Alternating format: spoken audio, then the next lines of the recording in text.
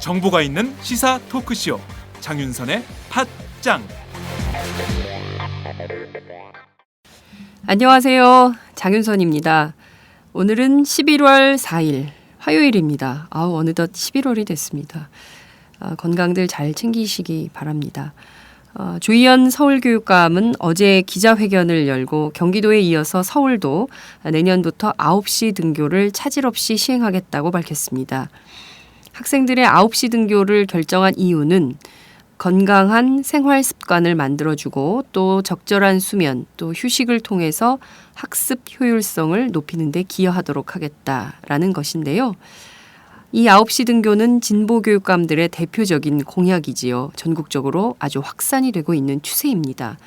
물론 얼른 애들 학교 빨리 보내고 출근해야 되는 맞벌이 가정의 경우에는 이거 대량 난감이다 이럴 수는 있지만 그래도 학교 안에 도서관 같은 세이프 존을 만들고 또 아침 운동 프로그램을 운영한다고 하니까 어느 정도 완충지대는 마련될 수 있지 않을까라는 생각도 듭니다. 반면 경상남도는 무상급식을 둘러싸고 홍준표 지사와 박종훈 교육감이 그야말로 물러설 수 없는 일전을 치르고 있는 양상인데요. 홍 지사는 어제 기자회견을 열고 도내 90개 학교에 대한 무상급식 특정 감사를 하겠다고 밝혔습니다. 이 감사를 거부하면 내년부터 무상급식 예산 지원을 중단하겠다고 밝혀서 논란이 되고 있는 상황인데요. 도교육청은 이에 즉각 반발을 하고 있습니다. 경상남도가 교육청과 아무런 협의 없이 일방적으로 이렇게 추진을 해도 되는 것이냐 굉장히 개탄하고 있는 상황인데요.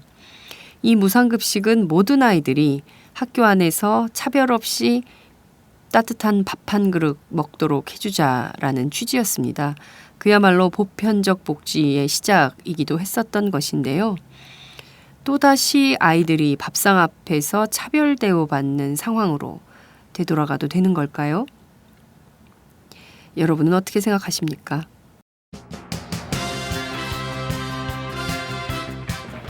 팟짱은 오늘 홍준표 지사의 무상급식 도발을 다루겠습니다. 오마이뉴스 지역 공동체부에서 경상남도 지역을 취재하고 있는 윤성효 기자로부터 홍 지사의 무상급식 예산 중단 선언과 지역 여론 그리고 학생과 학부모들의 반응을 종합해서 알려드리겠습니다. 한 고등학생이 아버지를 둔기로 폭행한 사건을 기억하십니까? 지난달 14일 언론에 일제히 보도됐던 사건인데요. 현재 이 학생은 존속 살인미수 혐의로 감옥에 갇힌 상황입니다. 그런데 이 학생에게 감춰진 비밀이 있다고 합니다. 오마이뉴스 박상규 기자가 이 사건의 이면의 진실을 꼼꼼히 살폈습니다. 이건희 회장의 사망설에 이어서 이번에는 효성그룹 둘째 아들 이야기를 다뤄볼까 합니다. 보수 언론에서는 거의 다루지 않고 있는 이슈인데요. 오마이뉴스 김종철 경제부장과 함께 아버지 조성래 회장, 형 조현준 효성그룹 사장을 상대로 소송전을 벌이고 있는 조현문 변호사, 그는 왜 재벌가를 떠났는지 그 이면의 진실을 상세히 살펴보겠습니다. 팟짱 시작합니다.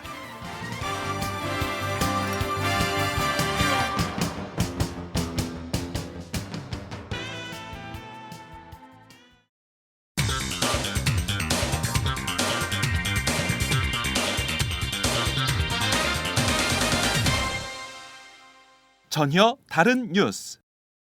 전혀 다른 뉴스 시작하겠습니다. 홍준표 경남도지사가 어제 경남도 교육청에서 지원하는 무상급식 예산을 내년부터 끊겠다고 선언을 했죠. 무상급식 지원금 사용 실태에 대한 경상남도의 일선 학교 특정 감사를 도교육청이 거부했다는 것이 이유인데요. 관련해서 오마이뉴스 지역 공동체부에서 경남 지역을 취재하고 있는 윤성효 기자를 연결하겠습니다. 윤 기자 나와 계신가요? 네, 안녕하십니까? 네. 우선 그 경상남도가 처음으로 전국에서는 처음으로 무상급식 중단을 선언한 셈인데요. 그동안 경상남도의 학교 무상급식 어떤 형태로 진행이 좀 되어 왔나요? 예, 2010년에 김두관 전 지사하고 고영진 전 교육감이 네. 정책 합의를 했는데요. 네. 무상급식과 관련한 그 로드맵을 발표를 했던 겁니다. 2011년도부터 2012년, 13년, 14년까지 해가지고 점차적으로 무상급식을 확대해 나가겠다. 그러면서 2014년도까지는 전 경남 지역 전체 초중고등학교에 대해서 무상급식을 할 그런 계획을 세웠던 거거든요. 네. 경남에서 처음으로 무상급식을 됐던 거는 2007년도 거창군에서 모든 네. 거창군 지역의 초중고등학교에 거창군청에서 예산 지원을 해서 무상급식을 했던 게 있고요. 네. 그 이후에 시군 지역으로 점차 확대됐는데 2008년도에는 남해군에서도 초등학교에 대해서 무상급식을 했고 2009년도에는 창녕, 고성의 경우에는 모든 초등학교, 네. 함안의 경우에는 모든 초등학교, 중학교, 그리고 의령이라든지 하동, 네. 합천의 경우에는 초중 고등학교 해당 지역에 대해서 모두 무상급식을 해왔던 겁니다. 그러니까 사실상 2010년도에 예, 그러니까 사실상 경상남도가 무상급식의 선두주자였어요. 그런데 김두관 지사 때는 그렇게 하다가 홍준표 지사가 들어오면서 이게 브레이크가 걸린 그런 상황인 거네요. 그죠? 예, 그렇죠. 이제 2010년도에 김두관 전 지사하고 고영진 전 교육감이 네. 무상급식과 관련된 예산 분담에 합의를 했는데 네. 경남도와 경남도교육청 18개 시군청이 각각 그 비율로 그게 3대 3대 4 네. 이게 30% 도청, 30% 도교육청, 시군청이 40% 이런 분담하는 비율로 해가지고 분담하기로 합의를 했거든요. 이미 예. 네, 그렇게 했는데 홍준표 지사가 2012년도 12월에 보궐선거로 이제 당선되고 난 뒤에 네. 말이 조금씩 나왔습니다. 홍 지사는 뭐라고 이야기했냐면은 그 분담을 내가 한 게 아니다 이렇게 이야기를 했거든요. 그러면서 무상급식과 관련해서 또 올해의 경우에도 작년 말에 예산 편성할 적에도 좀 한 차례 좀 홍역을 치르기도 했고요. 네. 당초 로드맵보다도 조금씩 이렇게 줄어드는 형태로 지원이 되어 오는 그런 형태에 있었습니다. 네. 사실상 정책은 역진 현상이 있어서는 안 되는데 이를테면 그 좋은 정책의 경우에는 전임 그 지사가 결정을 했더라도 이것을 계속 유지 발전시켜 나가는 것이 현직 지사의 역할이기도 한데 홍준표 지사가 이렇게 갑자기 정책을 바꿔버리겠다고 나선 것은 실제로 도교육청이 특정 감사를 거부했다.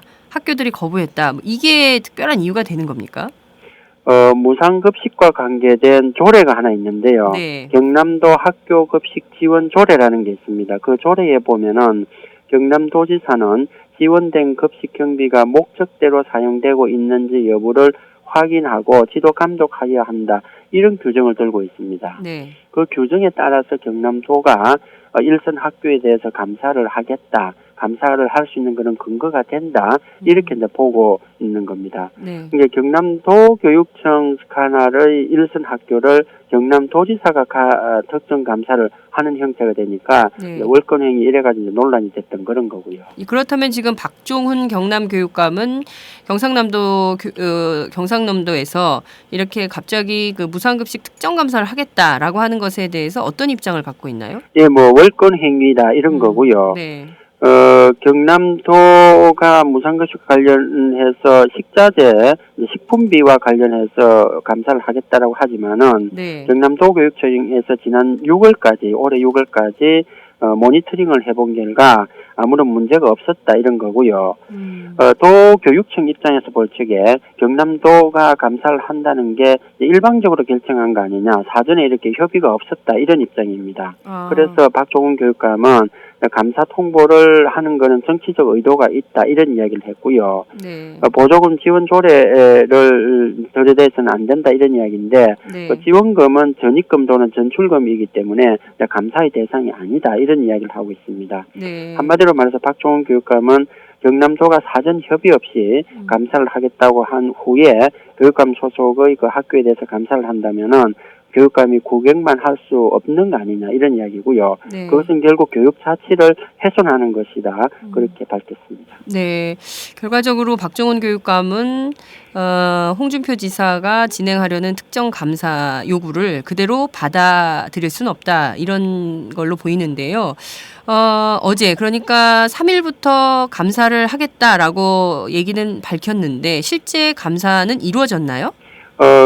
경남도가 당초에 밝힌 감사 계획에 따르면은 네. 8개 반으로 감사반을 편성을 해서 경남 지역의 9개 시군의 90개 학교를 대상으로 3일부터 28일까지 감사를 할 그런 계획이었고요. 네네. 어제는 8개 학교에서 9시부터 감사를 할 계획이었는데 네. 하루 전날 경남도가 보류 결정을 했습니다.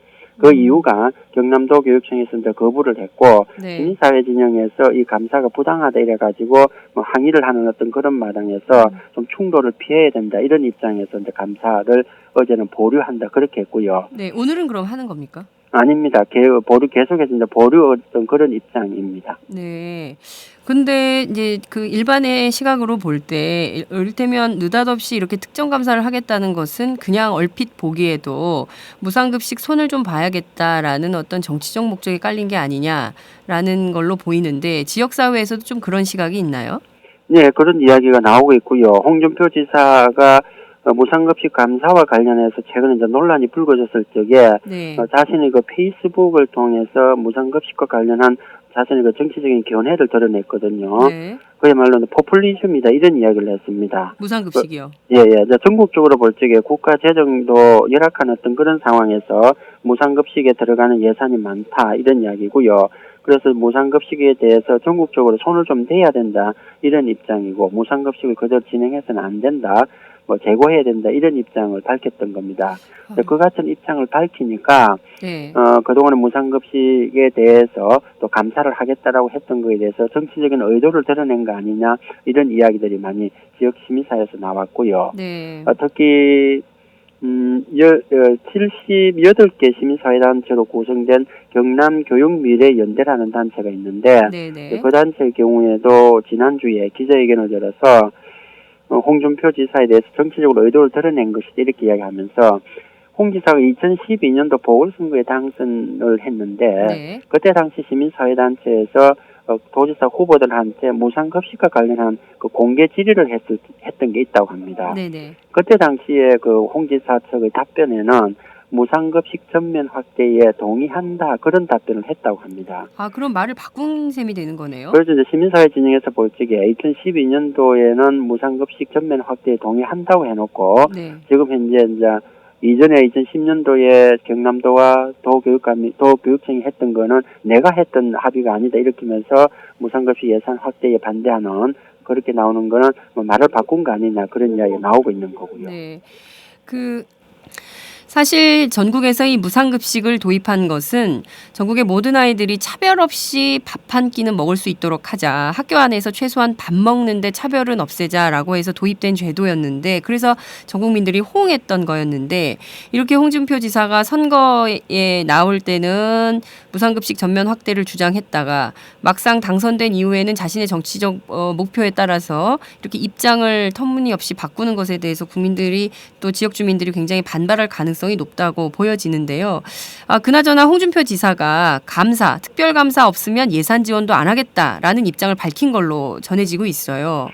예, 어제 이제 기자회견을 열어서 네. 감사 없는 예산 없다 이렇게 밝혔습니다. 네. 도교육청이 무상급식 보조금 집행 실제에 대한 경남도의 감사를 거부한 것인 대단히 유감스러운 일이다 이렇게 이야기했고요. 네.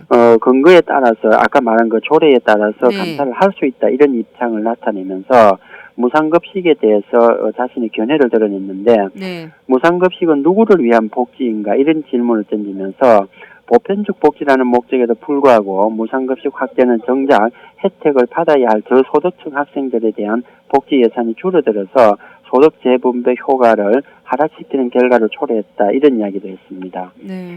그러면서 현재 무상급식은 우리가 감당할 수 있는 범주 내에 있는가 그런 질문을 던지면서 그렇지 않다 지금 재정이 부족하다 이런 이야기고요. 네. 무상급식의 대상도 전국적으로 보면 시도별로 이제 천차만별이다 이런 거고요.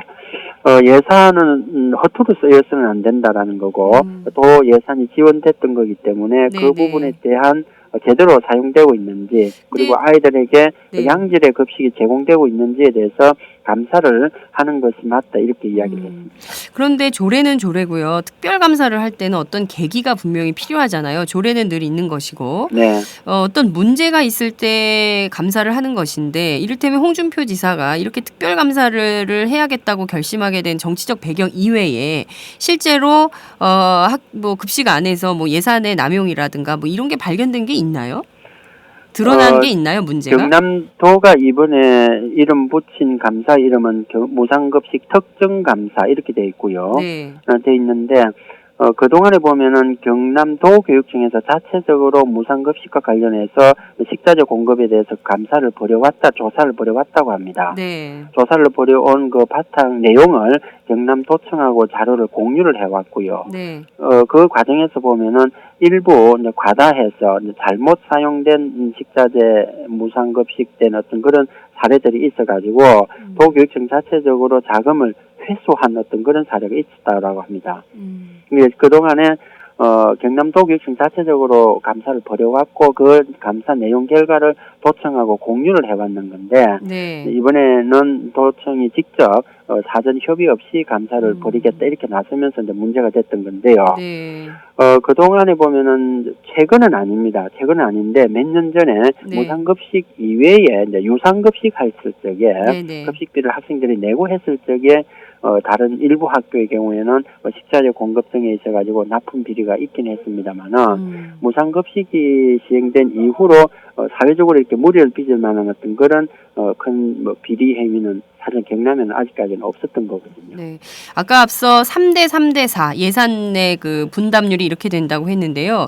이 40%를 담당하고 있는 그 이를테면 시군 이쪽은 좀 이런 그 홍준표 지사의 이런 드라이브에 대해서 좀 어떤 입장인가요? 예, 경남이 18개 시군인데 네. 김해하고 사천, 의령 이렇게 한 서너 군데를 빼고 다 새누리당 소속입니다. 단체장들이.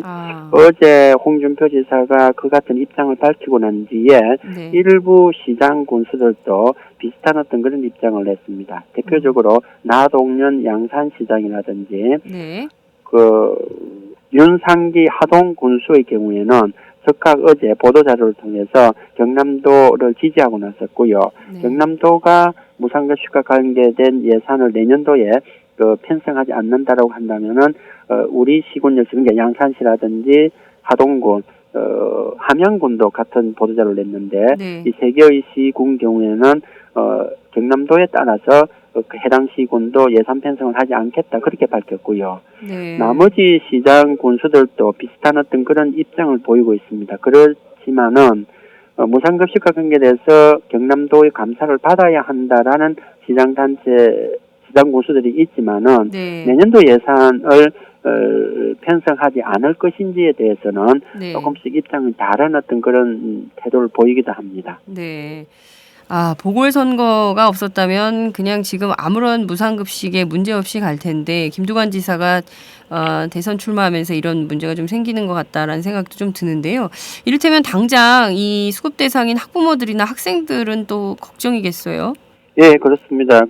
올해는 이미 예산이 편성돼가지고 집행되고 있기 때문에, 네. 올해 말까지는, 그리고 내년 2월까지는, 네. 학기가 계속돼가지고, 급식이 무상급식 지원되는 형태입니다만은, 네. 내년 3월부터는 만약 예산 편성되지 않는다고 한다면은, 급식 대상이 줄어들 수밖에 없는 거고요. 네. 그런 차원에서, 학부모들은 또다시 급식비에 대한 부담이 생길 수 있는 어떤 그런 부분인데 학부모들 우려하고 있고요.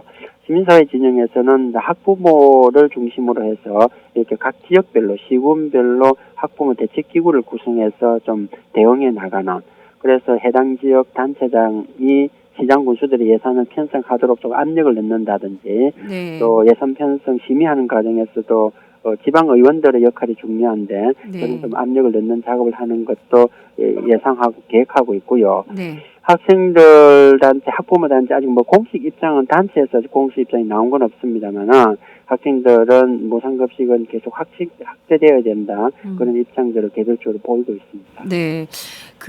이번에 전반적으로 박근혜 정부가 보편적 복지를 굉장히 강조를 했었는데요. 복지국가를 주장을 했었는데, 홍준표 지사가 이렇게 무상급식 지원 예산을 이렇게 삭감을 하겠다, 중단한다라고 하는 것을 볼 때 대개의 국민들은 진주의료원 폐업 사태를 또 떠올리게 돼요. 네. 실제로 과정이 좀 비슷한가요?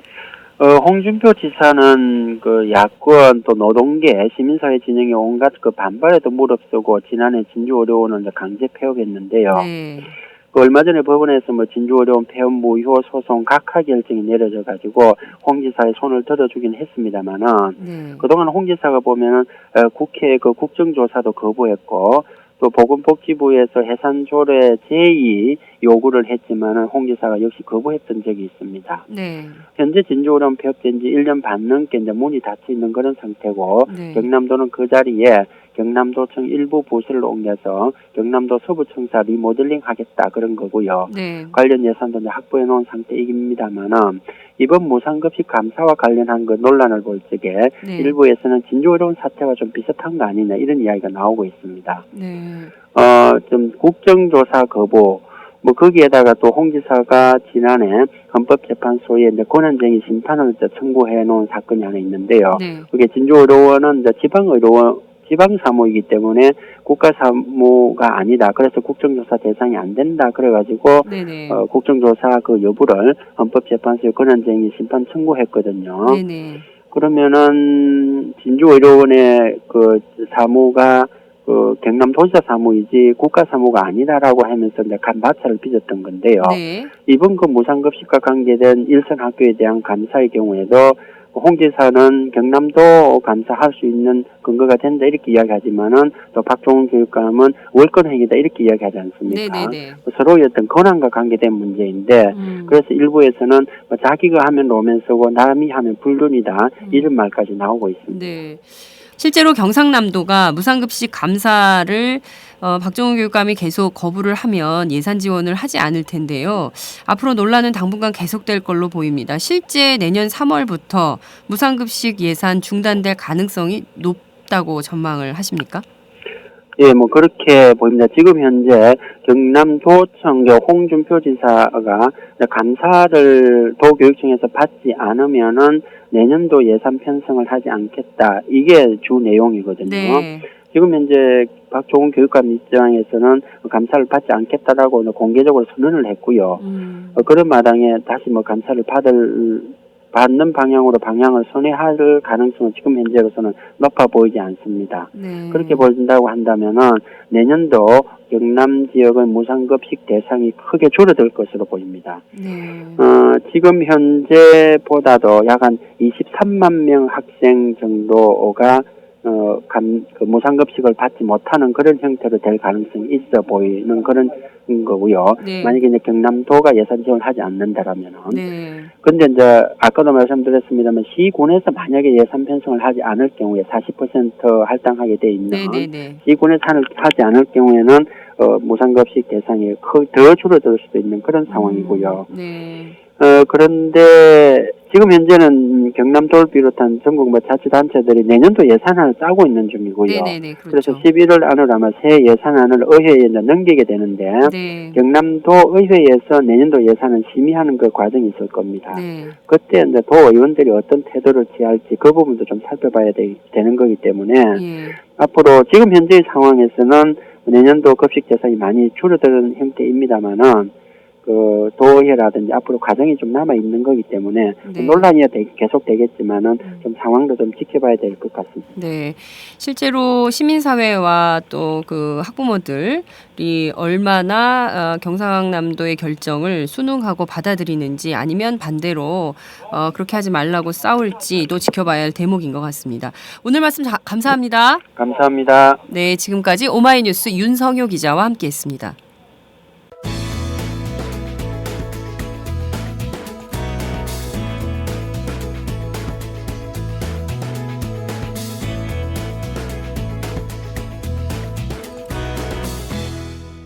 장윤선의 팟짱.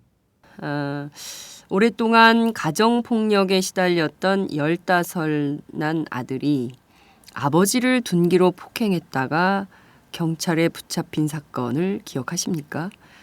지난달 14일 경남 진해경찰서는 존속 살인미수 혐의로 15살 난 A군을 구속을 했는데요.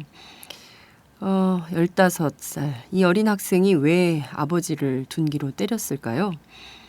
최근 오마이뉴스 10만인 클럽 그리고 다음 뉴스 펀딩 한국 여성의 전화 후원으로 취재를 하고 있는 개천마리 오마이뉴스 박상규 기자와 함께하겠습니다. 박 기자 어서 오세요. 안녕하세요. 그 비주얼하고 다르게 굉장히 인기가 많아요. 기록지도 짧고 액면가도 좀 들어 보이는데 상당히 인기가 많아. 개천마리. 왜 개천마리예요? 어릴 적에 우리 집이 보신탕 집이었습니다. 네. 그래서 친구들이 저한테 그러더라고요. 네. 너네 집에서 죽은 개가 한 1000마리쯤 되지 않겠냐. 그래서 제가 그랬죠. 네. 개 1000마리가 나를 키웠구나. 그래서 그때부터 나를 키우려고 죽어간 우리 집에서 죽어간 개 1000마리의 삶을 내가 대신으로 열심히 살아야겠다. 네. 그런 아주 훌륭한 뜻으로 예. 개 1000마리라는 아이디어를 쓰고 있습니다. 이야, 그렇게 깊은 뜻이 있었는지 저는 알고 있었지만 우리 팟짱 청취자들이 해외에서 굉장히 많이 듣고 계세요. 그래요? 그래서 비주얼로만 오해할 수 있으니까 이제 개천마리에 이렇게 깊은 뜻이 있다는 거를 네. 알리면서 우리가 이렇게 좀 그 관계 형성을 좀 더 네. 친밀하게 해나갈 필요가 있어요. 왜냐하면 이제 오늘 첫 출연이시잖아요. 그렇죠. 그러니까 오늘 출연을 계기로 해서 계속 자주 나오셔야 되니까 박상규 개천마리. 개천마리가 상규를 키웠다. 이런 공식을 좀 이해하고 계시면 좋을 것 같습니다. 최근에 다음 뉴스 펀딩으로 굉장히 그 유명해지시기도 했어요. 짭짤하게 원고료 모았다는 소문이 돌던데. 원고료 다시 한번 제가 강조드립니다. 이 원고료는 네. 우리 사회를 좀 더 공익적으로 밝게 하기 위해서 네. 적절하게 잘 쓸 겁니다. 네. 제가 가는 거 아닙니다. 박상규 기자한테 가는 게 아니었어요? 얼마 모였어요? 지난번 거. 오늘까지 약 한 900만 원이 지금. 이야. 뭐 그렇게 많은 건 아니죠. 아니 왜 이렇게 겸손한 척하세요? 다시 한번 말하지만 제가 가는 거 아닙니다.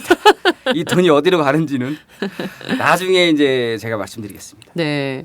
어찌됐든 이 남성 기자가 한국 여성의 전화 후원으로 이런 그 취재를 한다는 게 기자들 사이에서는 큰 화제가 되고 있는 것 같기도 합니다. 처음 듣는 얘기인데. 제가 처음 하고 있어요. 그런 것 같아요. 네. 본격적으로 얘기를 좀 해보도록 하죠. 예. 저희가 그냥 이름을 붙이기가 좀 그래서 그냥 A군. 이 A군의 이야기는 어떻게 해서 처음에 취재를 좀 하게 된 건가요? 그 A군 얘기는 그 아까 우리 장윤선 기자님께서 말씀하셨듯이 그냥 저도 언론 보도를 보고 처음 알았어요. 굉장히 많이 나왔군요. 그날 작년이 아니라 지난달 10월 14일 날. 그랬죠. 충격적인 사건이니까요. 예, 그 보도가 나왔는데 저는 원래 좀 이런 사건을 보면 네. 그 뒷이야기가 좀 궁금해요. 도대체 얘가 왜 그랬을까? 네. 네? 기자의 본성을 타고났어요. 제가 하고 싶은 얘기를 대신해 주는 거예요. 내 입으로 그런 말 못하니까. 네. 그 언론 보도를 보고 네. 한번 취재를 해보고 싶다는 생각이 들었거든요. 그런데 저는 이 기사를 처음 접했을 때 굉장히 끔찍한 사건이다라고 생각이 좀 들었어요. 15살이면 사실 이제 이제 초등학교 졸업하고 이제 중학생인데 이 학생이 아닙니다. 고등학생입니다. 15살인데 고등학생이에요? 학교를 일찍 들어갔습니다. 그래서 고등학교 1학년인데 네. 지난 6월에 자퇴를 했습니다. 그렇군요. 고등학교 1학년입니다. 네. 자, 그러면 우리 A군 내 생활 삶 속으로 한번 한 걸음 더 들어가 보도록 하죠. 이 학생을 만나셨어요? 예, 직접 만났습니다. 어디에서 만나셨어요? 창원에 있는 교도소에서 제가 직접 면회를 소년수 아닌가요? 소년수여도 아직 미결수기 때문에 잠시 이 창원 교도소에 지금 수감돼 있습니다. 네, 그럼 면회를 한 거네요. 예, 짧게 일반인 접견을 해서 약 10분밖에 못 만났지만 어쨌든 제가 면회를 신청해서 학생을 만나고 왔죠. 그 오랫동안 가정 폭력에 시달렸다라고 알려져 있어요. 10분간 이 어린 학생이 박상규 기자한테 전했던 진실. 그 10분간의 진실은 어떤 거였나요? 그 사실 10분 동안 많은 얘기를 나눌 수는 없었는데 그 학생이 제가 짧은 시간에 먼저 그걸 물었죠. 도대체 아버지한테 왜 그랬냐? 그랬더니 학생이 하는 얘기가 A군이 아버지랑 같이 있는 게 너무 싫었다. 그 순간 화가 치밀었다. 그래서 아버지한테 망치를 휘둘렀다고 말을 하더라고요. 근데 네. 왜 그랬니라고 물어보니까 그 친구의 가슴 속에 뭐가 가장 크게 응어리진 게 있냐면 엄마의 죽음에 대해서 아버지를 원망하는 마음이 굉장히 큽니다. 아, 엄마가 돌아가셨어요. 예. 왜 돌아가셨죠? 엄마가 왜 돌아가셨냐면은 네. 엄마가 중국에서 오신 분이에요. 아, 중국 동포예요. 예, 그렇습니다. 아, 네. 중국 동포였는데 아버지랑 결혼해서 왔는데 결혼 직후부터 아버지가 엄마를 엄청나게 때린 거죠. 아내 폭력이 엄청 심한 거죠. 가정 폭력이. 예. 그 가정 폭력만 심한 것이 아니라 또 게다가 아버지가 좀 알코올 중독이 좀 있습니다. 그리고 경제적으로 좀 무능한 상태죠. 아유, 늘 그래요. 네. 알코올릭 있는 분들이 경제적으로 무능하고 계속 술만 마시니까 예. 정상적인 생활이 안 되는 거죠. 그런데 예. 그러면 꼭 그런 분들이 가정 폭력도 예. 수반을 하더라고요. 그래서 그 어머니께서 아버지한테 항상 많이 맞다가 그걸 그러면 그 A군이 계속 보면서 자랐겠네요. 그렇죠. 그거를 제가 물어봤습니다. 학생한테 그 네. A군한테 네. 엄마가 맞았을 때 엄마가 맞은 거 네가 직접 봤니? 그랬더니 그 친구가 엄마 얘기 나오면 바로 웁니다. 눈물이 뚝뚝 떨어지더라고. 그러면서 봤다고. 그래서 내가 어떻게 했니? 그랬더니까는 저는 어려서 아무것도 할 수가 없었어요. 그냥 울면서 지켜만 보고 있었어요. 그러니까 그 말을 하는데 그 친구의 눈빛과 얼굴에서 그러니까는 엄마가 아빠한테 맞는 동안 자기가 아무것도 도와주지 못한 것에 대한 굉장한 죄책감과 미안함이 있는 것 같더라고요. 애가. 예. 근데 그 엄마가 근데 예. 그러면 아버지한테 엄마가 맞다가 돌아가신 건가요? 엄청 맞다가 엄마가 가정폭력 때문에 우울증을 좀 앓고 계셨어요. 그렇죠. 예. 그러다 결국에 A군이 초등학교 4학년 때 10월 이즈음입니다. 10월 달에 밤에 집 밖으로 나가서 집 근처 다리에서 스스로 목을 맸습니다.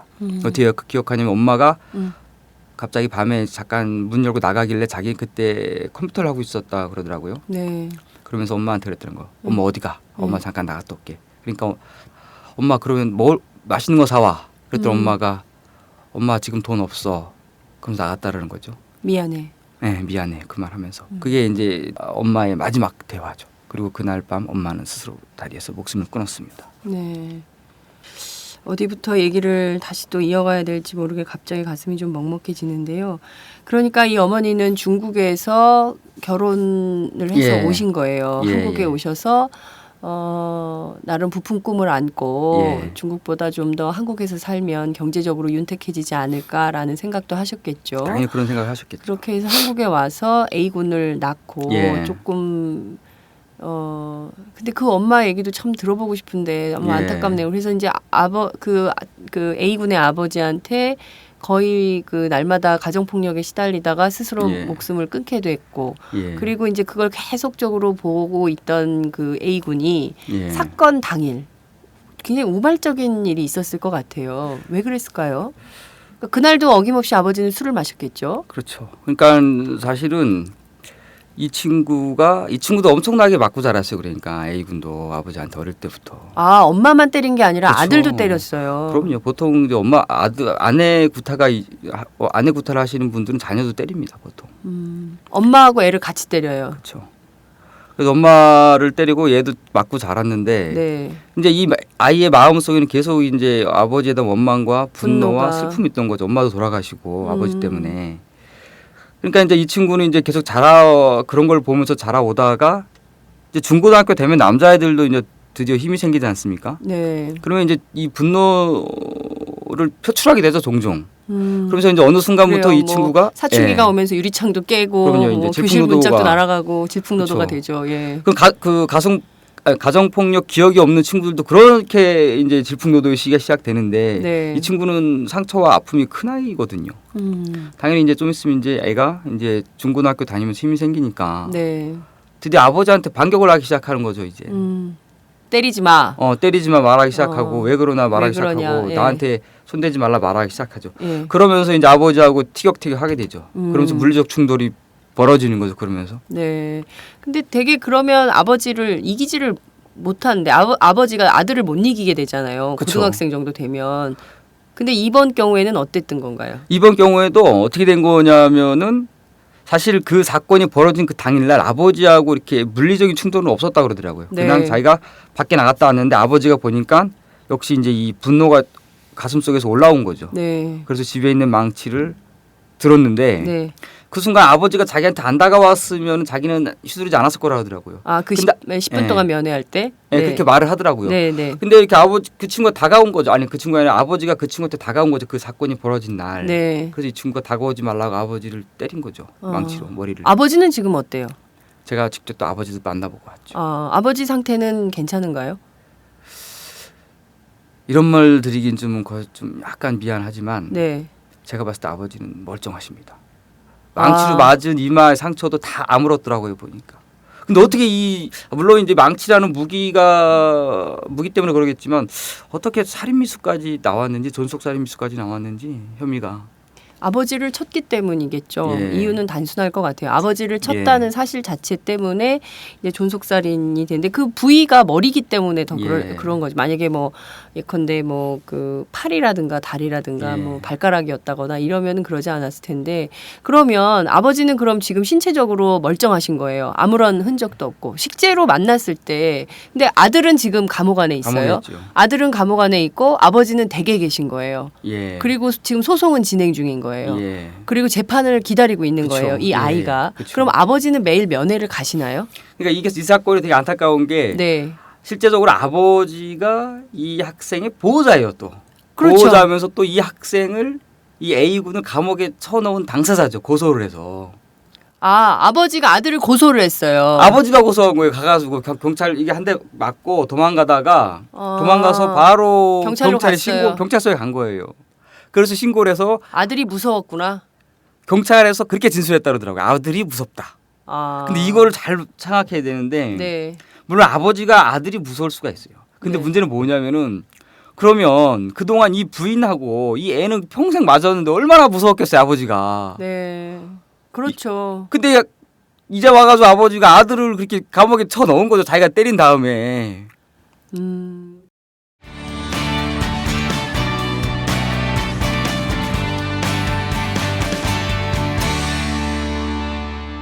여러분은 지금 오마이뉴스 장윤선 기자가 진행하는 팟캐스트 팟짱을 듣고 계십니다.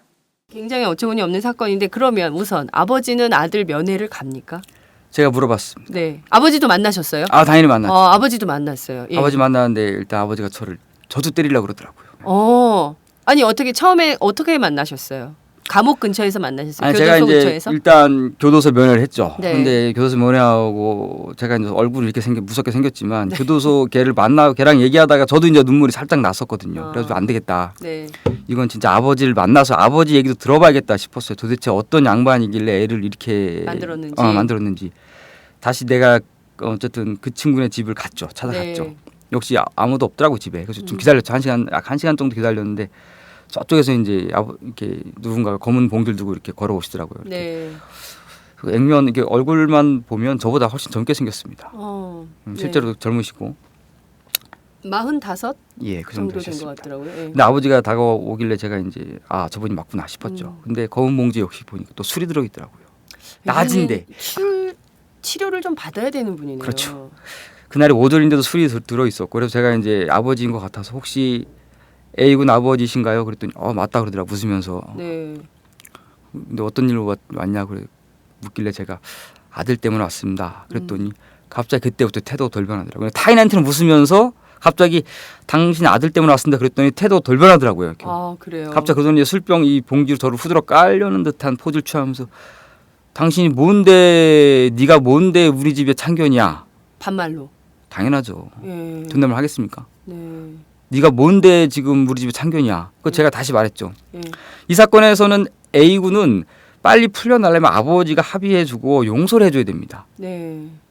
근데 내가 그래서 물었죠. 그래서 혹시 A군과 합의하고 용서할 마음이 있습니까? 그래야 아들이 빨리 나올 텐데요. 네. 그랬더니 아버지가 네가 뭔데 네가 내 상처를 알아? 나도 마음 아파.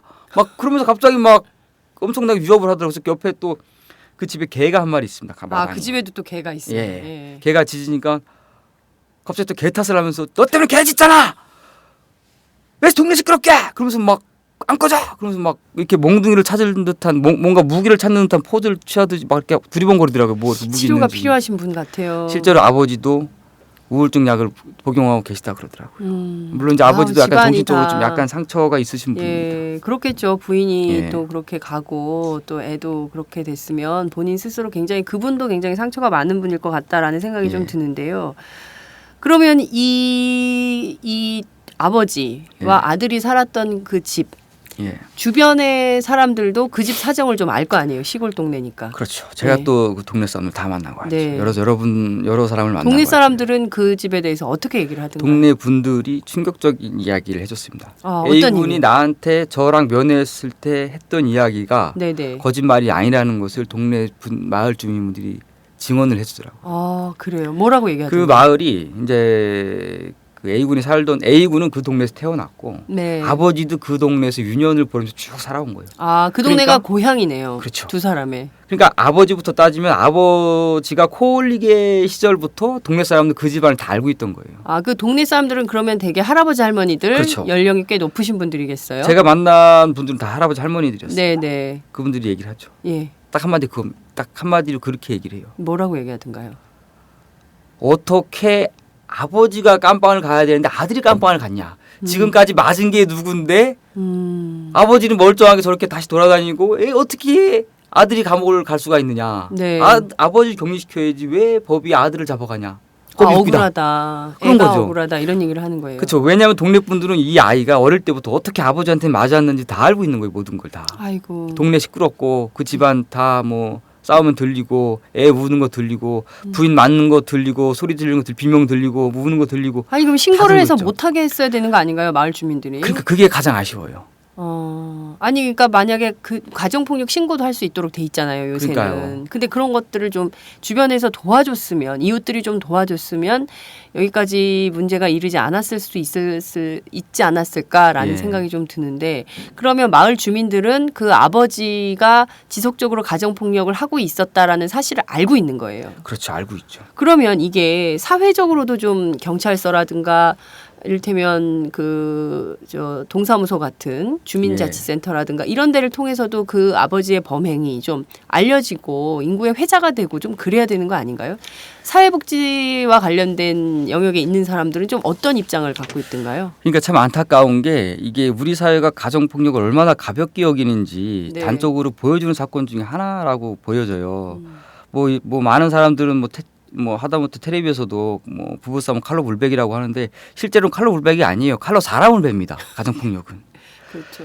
그래서 막 그 아버지가 때리는 것을 다 알고 있으면서도 동네 분들은 그냥 뭐 혀만 차고 있었지 이게 공권력에 도움을 요청하지 않았던 거였죠. 그래서 아들이 다 그렇게 했던 거였고 네. 그 아들과 부인이 폭력을 자기들이 감당했던 거였고 자 근데 여기서 중요한 게 바로 이겁니다. 네. 그게 뭔가요? 태용 군이 보낸 편지입니다. 아, 누구한테 보낸 건가요? 누구한테 보냈겠습니까? 어디에 보냈을까요? 시민단체? 인권단체? 그거는 나중에 비밀이기 때문에. 네. 자 여기 이 태용 군이 보낸 편지에는 네. 태용 군이 어떻게 태연군이 어디에서 이 A군이 어디에서 쓴 감옥에서 보낸 편지입니다. 아. 지금. 최근에 가장 A군이 최근에 A군이 감옥에서 보낸 편지. 편지인데 네. 그동안 자신이 어떻게 폭행을 당했고 엄마가 어떻게 맞았고 그리고 경찰이 자기한테 어떻게 했는지가 나와 있습니다. 자 방금 장윤성 기자님께서 경찰은 그동안 뭘 했냐 그런 네. 말씀을 잠깐 네. 하셨는데 예, 뭐 했어요? 그 편지 보면 맥락은 파악이 안 되지만 경찰이 몇 번 왔다 갔답니다. 집에 교도소에. 집에. 집에. 아 그러니까, 그러니까 폭행 전에. 폭행 전에 자기가 예. 이제 뭐 아버지가 아니 그러니까 예. 아들이 아버지를 폭행하기 전 전에. 단계에 경찰이 왔었다는 거예요. 그러니까는 신고를 본인이 했나 맞을 보지. 때 신고한 건가요? 본인 신고인 이렇게 물론 이 편지에는 본인 신고인지 이후 신고인지는 안 나와요. 근데 네. 어쨌든 자기네 집에 경찰이 많이 왔었다는 거죠. 아버지 아, 때문에. 네. 그때마다 경찰은 그냥 별 도움 없이 돌아갔다라는 거예요. 이 친구도 그런 말을 하면 여기서 미리 나를 격리시켰으면 오늘 같은 이런 일은 벌어지지 않았을 거다. 네. 이 친구가 편지에서 그런 말을 하고 있습니다. 네. 그러면 경찰이 사실상 아유 집안일 좀 아저씨 조용히 좀 하시고요. 동네 시끄러우니까 예. 어? 조용히 좀 하시고요. 이렇게 하세요라고 하고 그냥 간 거예요. 그 상황이 피해가 어느 정도나 되는지 아이의 엄마와 아이가 얼마나 공포에 떨었는지에 대해서는 전혀 그렇죠. 케어하지 않고 그냥 동네 시끄러우니까 조용히 하세요. 라고 경고하고 주의 조치만 하고 그냥 간 거예요. 사실은 아마 그럴 겁니다. 우리나라 대부분 경찰들이 가정폭력 그렇게 가볍게 여기거든요. 신고를 해도 그냥 화해하시고 가정이진 가시라고 그러고 돌아가는 경우 굉장히 많습니다. 가정폭력 당하신 분들의 증언을 들어보면. 근데 이번 사건에서도 재밌는 게 좀 약간 놀라운 게 제가 이번 사건을 취재하면서 동사무소 다음에 두 번째로 찾아가는 것이 경찰서였어요. 이 사건을 수사한 경찰을 만났어요. 제일 처음에. 예. 네. 근데 경찰이 이상한 얘기를 하더라고요. 무슨 얘기를 했습니까? 딱 가가지고 이 사건 때 왔다 그러니까 아니 뭐 지금 뭐 벌써 한 2주 지난 걸 뭐 이제 와가지고 뭐 어떡하냐고 왜 이제 왔냐 그러더라고. 사건 다 끝났는데 뭐하러 왔냐. 뭐하러 왔냐 그래가지고 왔다고 이 사건 때 왔다고 그랬더니 하는 얘기가 경찰 아저씨가 하는 얘기가 좀 충격을 받았어요 저는. 갑자기 그런 거예요. 사투를 쓰면서 가가 눈빛이 안 좋아 눈빛이. 아니 과학 수사를 한다는 경찰이 갑자기 애 눈빛을 왜 얘기하는데 지금 나는 그게 너무 웃겼지 그게. 그러면서 애한테 굉장히 불리한 말을 계속합니다. 걔가 맨날 가출하고 아버지가 당연히 아버지가 무서워할 만해. 애가 듬치 산만하고 막 눈빛이 안 좋아 그 새끼. 그런 식으로 얘기를 하더라니까요. 아 눈빛이 안 좋다. 그러니까 말도 안 되는 거야. 왜 갑자기 과학 수사를 해야지 갑자기 눈빛을 얘기해 경찰이. 내가 그것 때문에 진짜로 얘를 내가 직접 만나봐야겠다라는 생각을 했어요. 얘가 진짜 경찰. 그러니까 일단 우선 박 기자가 만나본 그 아이의 눈빛은 어땠습니까? 경찰은 등치도 크고 눈빛이 안 좋고 가출을 일삼는 문제 청소년처럼 얘기를 했어요. 네. 제가 직접 만났죠. 네, 어땠습니까? 키가 저만합니다. 약 160 한 2, 3? 그 정도에다가 눈빛이 선합니다. 네. 그리고 저를 만나자마자 엄마 아까 얘기했듯이 엄마 아니 말하자마자 160 남자 고등학교 1학년 남자 아이가 160 이상이면 굉장히 체구가 작은 건데요. 작은 요새 거죠. 아이들은 굉장히 커요. 작아요. 네. 작고 그냥 볼만 통통한 수준이에요. 살짝 통통한. 근데 그걸 두고 경찰은 등치가 크다. 가출을 일삼는 아이다. 아버지가 무서워할 선입견이 만하다. 있네요. 그렇죠. 선입견이. 그러니까 경찰이 가서 그랬겠죠. 아버지가 애를 무서워한다고. 네. 어? 그러면 이 사건이 예. 조서나 수사 단계에서도 아이에게 불리하게 갔을 가능성도 있는 거예요. 그게 굉장히 크죠. 뭐냐면 이 아이는 15살 미성년인데 네. 변호사의 조력을 하나도 받지 않고 경찰 조사와 검찰 조사를 받은 겁니다. 변호사를 어떻게 하는지 얘가 돈이 있습니까? 뭘 그쵸. 어떻게 할 줄 알겠어요. 가족도 없습니다. 가족도 없고 엄마도 엄마는 없고. 돌아가셨고 이미. 아휴 가여라. 네. 여하튼 그런데 아버지는 지금 멀쩡한 상태예요. 경찰은 그렇죠. 그렇게 조사를 해서 넘긴 거예요. 입건을 한 거죠. 그렇죠. 입건을 해서 넘겼어요. 그리고 수사를 받고 있는데 그러면 이 아이가 학교는 다녔을 거 아닙니까? 그렇죠. 학교 안에서 이 아이는 어떤 아이로 평가를 받고 있었어요? 좋은 질문입니다. 제가 그 아이를 교도소에서 이제 만나고 오고 네. 아버지도 만나고 다 만났습니다. 이웃 그다음, 주민들도 예. 만나고 그다음에 어디로 갔습니까? 그다음에 제가 이제 아이가 선생님을 얘기하대요. 중학교 때 선생님이 기억이 났나 봐요. 네. 그 중학교 시절에 선생님 전화를 했죠. 중학교 때 담임 선생님. 예, 담임 선생님을 2년 동안 담임 선생님을 했다 그러더라고요. 네. 전화를 했죠. 조심스럽게 얘기를 했어요. 네. 뭐 동네에서 일어난 일이니까 아시겠지만 사실 그 언론 보도에 난 A군이 그 아이입니다. 네. 기억하시나요? 그러니까 선생님 기억한다 그러면서 깜짝 놀라는 거예요. 네. 그 친구가 그럴 애가 아닌데 어떻게 그럴 수가 있냐. 네. 깜짝 놀라는. 그리고 그 친구는 오히려 경찰 말과 반대로 너무 소심하고 여려서 아이들한테 놀림을 받아서 그게 학교에서 문제가 됐을 정도라고 하더라고요.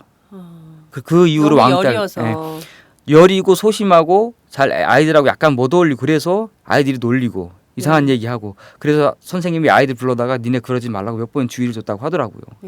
저는 그래서 어쨌든 선생님은 그래서 굉장히 놀라는 거예요. 그 아이는 되게 순한 아이다. 굉장히 착하고 폭력이라든가 가출 그런 걸 전혀 문제 일으킨 적이 없다. 근데 학교를 몇 번 빠진 적은 있다. 그러더라고요. 학교에 못 온 적이 있었다. 왜 못 왔어요? 자, 바로 여기서 이 아이의 비밀이 드러나는 겁니다. 네. 뭐냐면은 이 친구가 학교를 뭐 안 오니까 선생님 당연히 물었겠죠. 네, 너 왜 학교 왜 안 안 왔니? 왔니? 그러니까 이 아이가 짧게 말했답니다. 아주 짧게. 어제 아버지한테 맞아서요. 아버지한테 맞았다고 학교를 안 오는 거면 도대체 얼마를 맞았길래 학교를 못 올 정도가 되는 걸까요? 심하게 맞은 거죠. 한 번은 애가 멍든 채 학교 왔다 그러더라고요. 그래가지고 선생님 물어봤대요. 너 몸이 왜 그러니? 그러니까 아버지가 때렸어요. 이 기억을 선생님께서 복귀하면서 아니 그러면 선생님도 그때 당시에 애를 긴급 구호할 수 있는 방식을 좀 했어야 됐던 거 아닌가요? 그러니까 이 부분에 대해서 선생님이 굉장하게 미안하게 생각하고 되게 충격을 받고 죄책감을 느끼더라고요. 뭐냐면 그때 내가 좀 더 예민하게 이 사건을 봤어야 되는데 못 봤다. 아버지 찾아가가지고 그럴 그렇게 말하거나 아니면 경찰 신고를 했어야 되는데 나도 좀 어쨌든 학부형이고 그래서 조심스럽게 다가갔었는데 네. 그게 지금은 굉장히 후회가 된다. 그래서 굉장히 선생님 미안해하더라고요. 예. 근데 이 친구가 네. 본인이 폭행 당했다는 사실을 네. 제가 물어봤어요. 네. 교도소에서 면회할 때. 네 혹시 친구한테 얘기했니까 아무한테 얘기도 안 했다더라고요. 그럼 내가 그랬죠. 왜 창피해서? 보통 숨깁니다. 자기가 맞고 다니는 거 누가 이렇게 편하게 말하진 않죠. 특히 가정폭력 사건에서는. 네. 그래서 자존감이 낮죠. 누구한테 예. 얻어맞으면. 그래서 혹시 넌 일기장에 뭐 적어놓은 거 있니? 그것도 안 썼다라더라고요. 그러니까 넌 누구한테 얘기했니? 그러면 아무도 얘기 안 했다라는 거예요.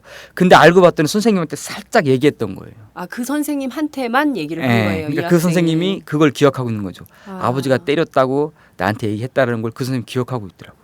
아. 그러면서 이 선생님 지금 이 아이를 위해서 뭘 할 수 있을까? 지금 백방으로 뛰어다니는 걸로 알고 있습니다. 뭐. 아, 선생님께서. 예, 이제 벌써 이미 저한테 네. 저도 이건 이제 선생님 허락받아서 이제 공개를 허락받으려고 하는데 네. 저한테 편지를 하나 글을 하나 써줬습니다. 이 아이에 대한 어떠한 본인의 아. 미안함과 이 아이가 학교에서 어떤 아이였는지 아. 그거에 대해서 일종의 제가 탄원서 같은 그쵸, 개념으로 일종의 탄원서 개념으로 이미 써주셨네요. 벌써 써주셨죠. 네.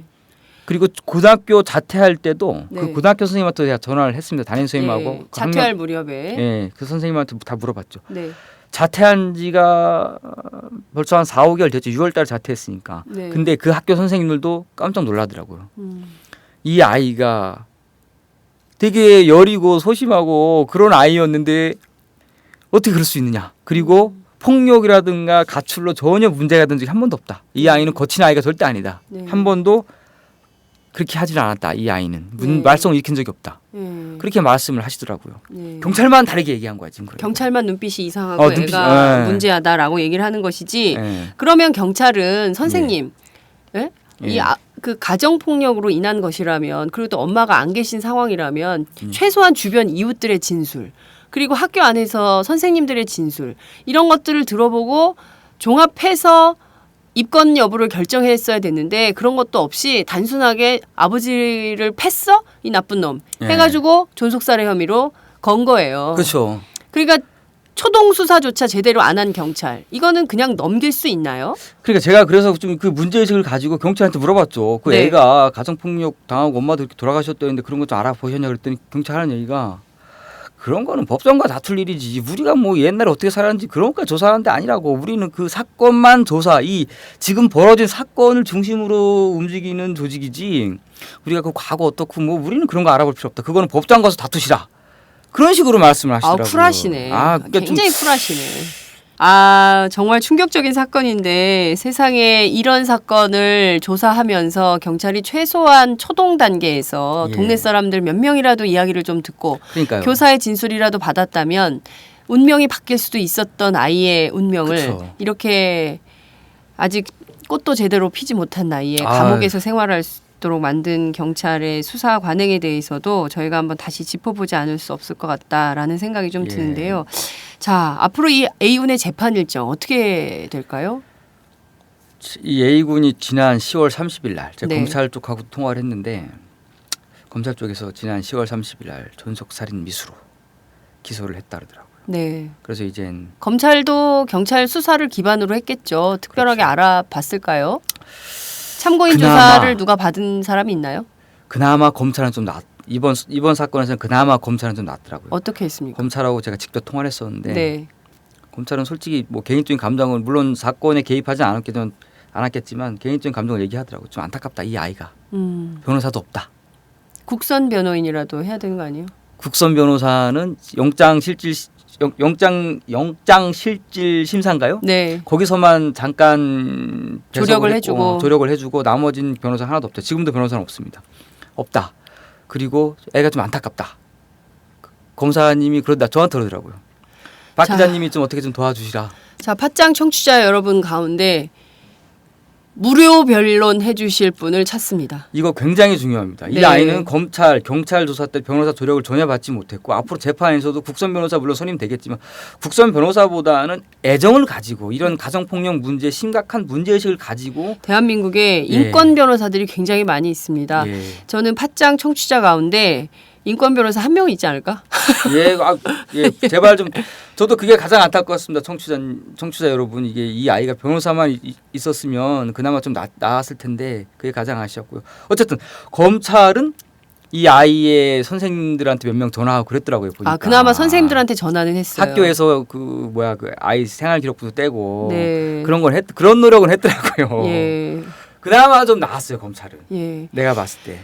근데 제가 아이를 키우잖아요. 박 예. 기자는 아직 아이가 없는데 예. 그 아이들은 사랑을 먹고 자라거든요. 그렇죠. 사랑을 많이 먹는 아이들이 또 뭐든지 열심히 해요. 예. 뭐 운동도 열심히 하고 공부도 열심히 하고 생활에 의욕이 생기거든요. 예. 자존감도 높고. 그렇죠.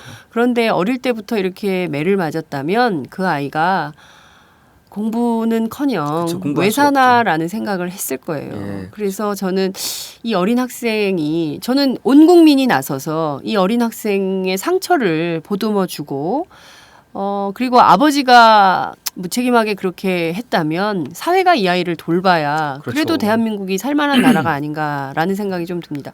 박 기자 끝으로 예.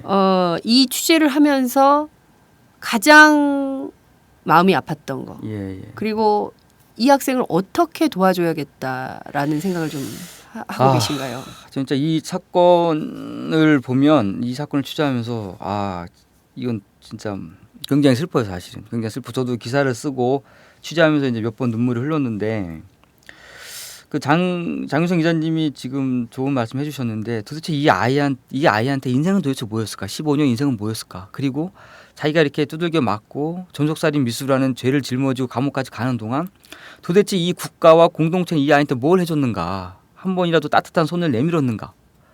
누가 과연 이 아이를 보호해줬는가? 좀 그런 거를 생각하면 굉장히 마음이 아프고 우리가 죄책감이 들죠. 우리가 이 아이한테 해준 게 하나도 없는데 이 아이는 죄만 짓고 그냥 감옥에 갇혔구나. 굉장히 슬프죠. 공권력이 아무도 이 아이를 도와주지 않았다는 게 가장 중요한 문제예요. 이 아이는 자기 스스로 쉼터까지 찾아갔답니다. 네. 근데 쉼터를 못 찾아가지고 자기 발로 다시 집으로 돌아온 거예요. 이 아이를 받아주는 데가 아무도 없던 거였죠. 다시 자기 발로 나갔다가 다시 자기 발로 지옥으로 돌아온 거예요. 그러니까 이 아이한테 가정은 지옥이었던 겁니다. 굉장히 슬프죠.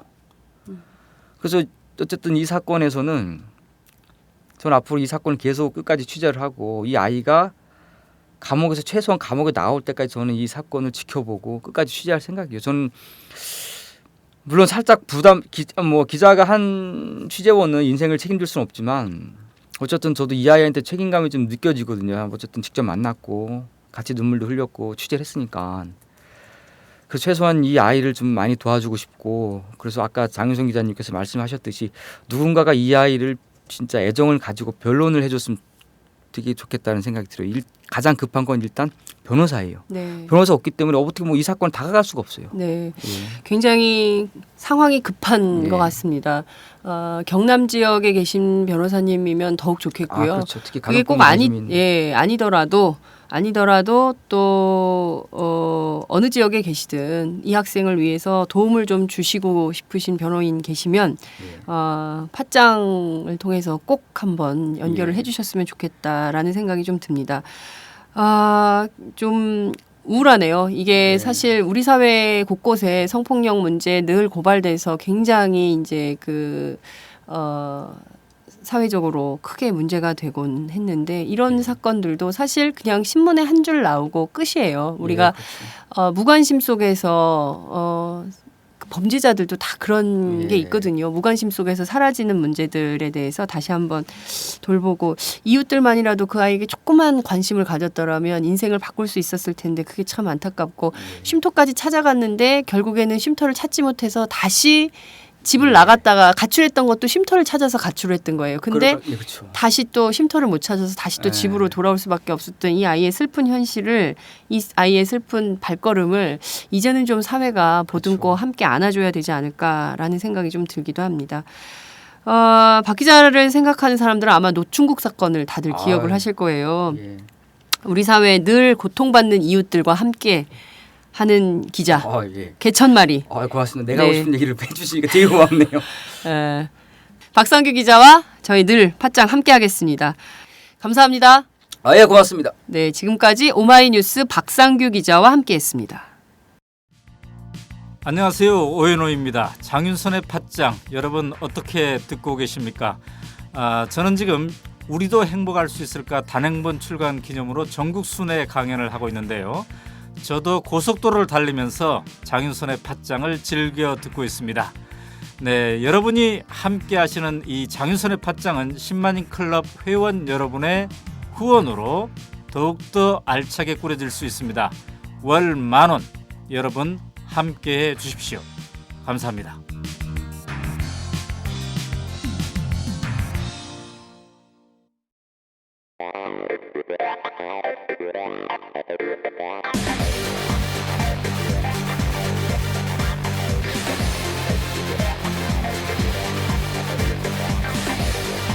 정보가 있는 시사 토크쇼 장윤선의 팟짱.